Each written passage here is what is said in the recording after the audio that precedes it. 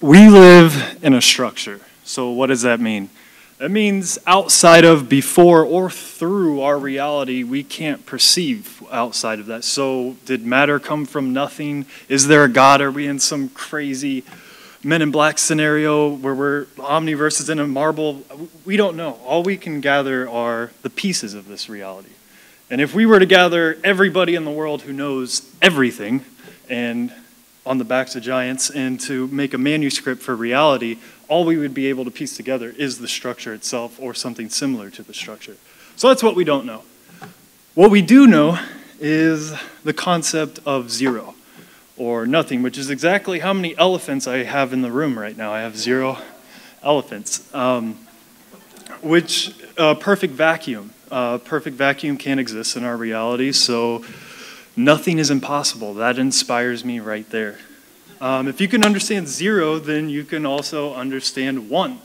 I have 1 black shirt on right now. In between 0 and 1 is infinity. You can stop math right there and have a bunch of decimal points and count 3 apples as 0.3 apples, and you have all your decimal points. But if you can understand 1, you can go a little bit further with me and understand the next concept, which is -1.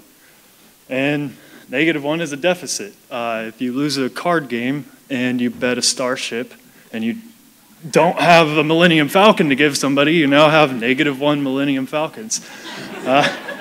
In a capitalistic society, this is very easy for us to extrapolate, but if we take 1, 0, and -1 and we interpolate between those, we can make a sine wave. And we could calculate the frequency of that. If you think of a speaker pushing out and a speaker coming in all the way, that's 1 to -1, and going in between 0, and we could calculate the frequency and amplitude of that, and now we have a sine wave, basic geometry. So the cool thing with sine waves are it's a pure tone and they don't happen organically, but with computers we can make them. And the cool thing with the harmonic series is you can stack sine waves on top of each other with half the period or double the frequency and keep going at this ratio, 1/4, 1/3, 1/5, 1/6, 1/7, 1/8. And you stack those on there and you start to see cool shapes start to emerge, like a square wave or a triangle or sawtooth. And if you like electronic music at all, this is the basis of synthesis right here, and this is how we started making sounds that don't happen organically. These are just equations. I know the equations for these, I use them in my work. But what about the organic tones like guitar, piano, and other stuff? Well, you can actually reverse engineer that and take a waveform, all the same frequencies, and make an equation for that, and that's how you get a piano sound when a piano is not even there. And that's the basis of synthesis and digital audio. But then that leaves us with notes. What is a note? These are the same frequencies, the waves are different, but what's a note? We actually measure that with something called the fundamental, which is the lowest, longest, or biggest wave in there, in a selected recording, or however you look at this.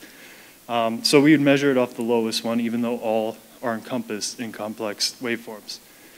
And this can even be translated into music theory, so double the frequencies, double the octave, or up an octave, or half the frequency is lower an octave, and going up half of double, or 1/5 is the fifth, and then going up a quarter is a third, and then you make chords, and you start making songs, and you share it with your friends, and now you have music. But before we even got to here, we started with Gregorian chant, and we didn't say notes, we would sing on our hand. We'd go, I'm gonna go up a knuckle, move over a finger, go down a knuckle, and you have Gregorian chant, and then some crazy guy in Germany, Bach, starts writing down some sonatinas, and you start getting that. But when he would share it, it wouldn't go with other people's stuff because he tuned it to his own liking. And eventually we standardized this so we can share at A440, so at 440 cycles per second, we have an A. And if you share that, that allows us to actually have harmony. You know, we now can like communicate ideas and get to the point, which is melting faces. I want to be in the front row of Beethoven's Ninth, next to the bass section, 100 decibels breaking my eardrums, and my mom being very disappointed in me because I listen to this garbage music. Very loud. We've been doing this for a long time, getting together. Then people would record it, and then people could melt their faces in their car and go home with their family and melt their faces. And then some crazy guy comes along and invents an amplifier, and then 4 punk kids from Liverpool can now sound like 100 of an orchestra, and they're just as loud, and they're melting faces. And then eventually one guy in his room starts hammering ones and zeros into his laptop, and then he's able to share that with the world. And that's kind of where music is now, with just making the digital stuff. So it's almost like music is the common language between every culture. You're almost crazy if you don't like some sort of harmonic tone. So it gives me to this, the point, which is kind of no point. I just threw a bunch of abstract correlations at you that I find interesting.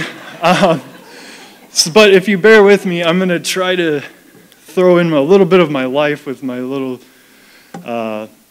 understanding that I've learned. And it seems to be that harmony is in the foundations of acoustics, waves, music theory. It's the basis of all that. But I would even go further, if you could pardon my bias, that it is the foundation of reality. You know, I've learned that relationally, business, everything that I've done, it's been better with harmony rather than dissonance or craziness.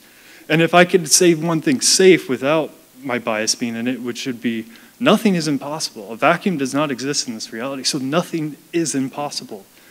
And I don't know what brought you guys here today or what you believe. If you believe in no God, if you believe in a God, if you believe in the Tao, if you believe in the four forces splitting and making this universe, part of my bias one more time, that if you take the Big Bang and God speaking the world into existence as the same thing, I think a more elegant way to say that is that God sang the universe into existence.